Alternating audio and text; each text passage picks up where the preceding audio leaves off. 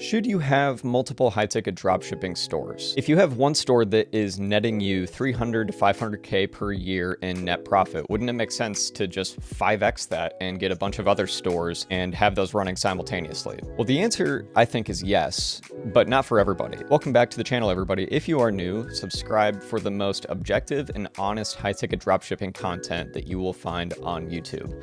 And if you're someone that is serious about building a high-ticket dropshipping business, I recommend checking out my program. The link is in the description below.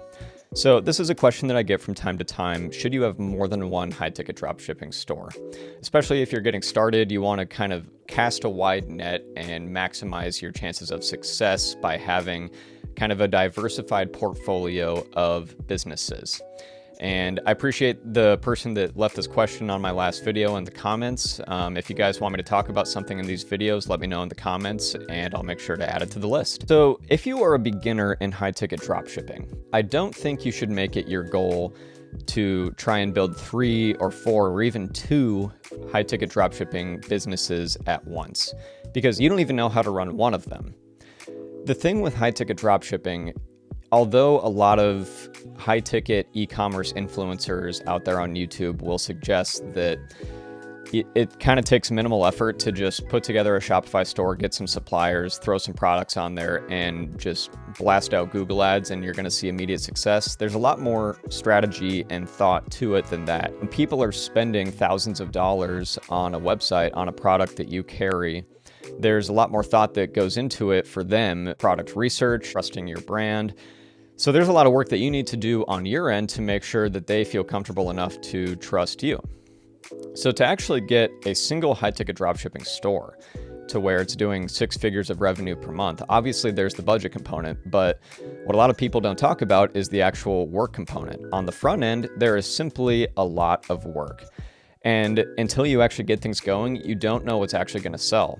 But what you can do to actually influence the trajectory of your business, even if you don't know what's going to sell, is you can do a lot of the keyword research in SEMrush, which is something that we go very in depth with in our program, really getting a sense of what keywords, which products within this niche make the most sense to target. And then from there comes the actual work of building your website around it. So being really intentional with your SEO optimized product descriptions and your branding on your website, and actually not just copying and pasting your suppliers' descriptions of the products that you carry, but coming up with your own unique descriptions using bullet points, using tables, making it a really easy buying experience for the customer. And if you followed me, even if you're new, I focus a lot on need-based products. In fact, I almost exclusively focus on need-based products. So common examples I use are water pumps, air compressors, and things that require industry knowledge.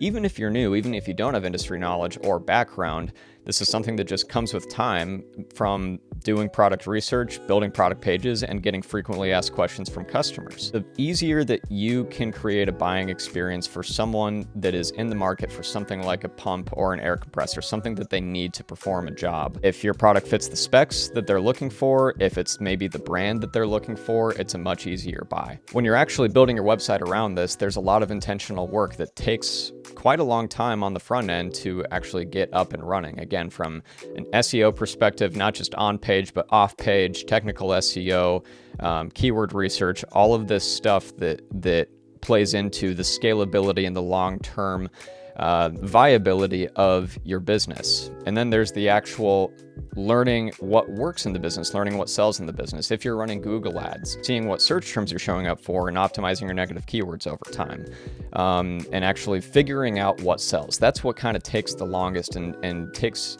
the most effort and attention on the front end of any high-ticket dropshipping business or any online business for that matter. And if you're new to high-ticket dropshipping, if you've never built one of these businesses before, I don't think it makes a lot of sense to spread yourself so thin across even more than one store if you don't know how to run a single store to begin with, if you don't even know what works in this business model. I think it makes a lot more sense to do one really well, learn what works, and then apply it to others. You only have 24 hours in the day, and 6 to 8 of those you're going to be sleeping. And then, knowing today's generation, including myself, you're going to spend a lot of time on your phone as well. So you only have so much time in the day. And if you're a beginner, I think it makes way more sense to focus your attention on a single high-ticket dropshipping business to start out with and learn how to do it really, really well, and then take what you learn from that and apply it to others. Because again, a single high-ticket dropshipping store has the ability to net you $500,000 in a single year. Now, that's not going to be every single business that you ever build in this business model, and that's certainly not a guarantee, but it's a very realistic number to be able to shoot for. What's the actual time commitment of running more than one store? What's the time commitment of running a single store?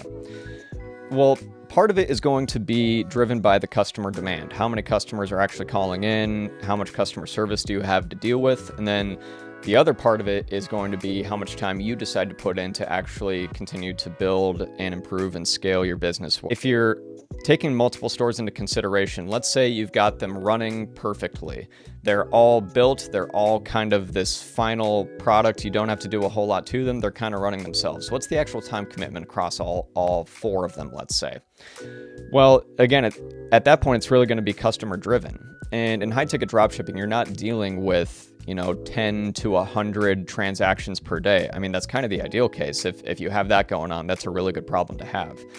But realistically, with a single store, let's say, just with customers calling in over the course of a day, you might have some days where it's like 1 to 2 hours of actual work. You might have some where it's less than an hour. You might have some where it's 0, where customers are just buying from the online store and they never actually even call in to do anything. And if you have everything automated on the back end to submit purchase orders to your supplier, that takes very little intervention from you. Spread that across 5 different stores, you're really well diversified, and you have these just revenue generating machines at your disposal. Anywhere from 1 to 5 hours per day is what you can generally expect. And again, this is going to be completely customer driven. It can be depending on the time of year.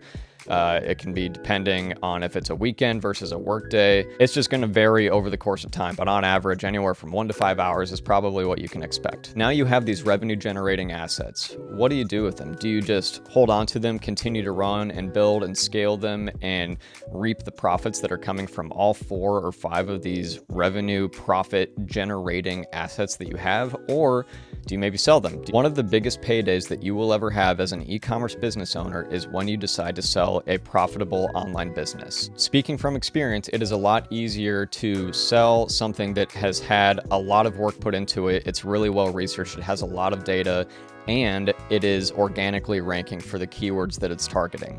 If you have an SEO optimized website that is driving a lot of organic and converting traffic, that is worth so much more money than something that solely relies on ads. And that's why I really emphasize my point of each store is going to take a lot of individual effort to actually get to that point. SEO takes a lot of work, but once that work is in place and once you're actually ranking online organically for the keywords that you're targeting, it takes a long time for that to go away, and that's why it makes it a really, really highly sellable asset. When it comes time to actually selling your store or stores, depending on whatever situation that you're in, you're looking at anywhere from a 30 to a 50x monthly profit multiplier. So whatever you make in net profit in a month, let's say it's $10,000 for a single store, and you multiply that by, let's say, 40x multiplier.